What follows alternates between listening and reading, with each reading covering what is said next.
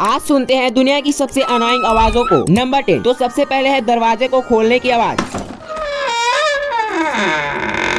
Number 9। इसके बाद है डकार लेने की आवाज। नंबर 8। कान के पास मच्छर के भिनभिनाने की आवाज। नंबर 7। खर्राटे की आवाज। नंबर 6। एक फीमेल के चिल्लाने की आवाज। नंबर 5। इससे भी ज्यादा अनोइंग होता है बच्चे के रोने की आवाज। नंबर 4। ब्लैक बोर्ड के ऊपर नाखून को खरोचना। नंबर 3। इसके बाद है खाने को चप चप करके चबाने की आवाज। नंबर 2। ये वाला तो आपने बचपन में सुना ही होगा, जो है साइकिल के रिंग की आवाज। और नंबर 1 पे सबसे अनोइंग है चम्मच से प्लेट को रगड़ने की आवाज।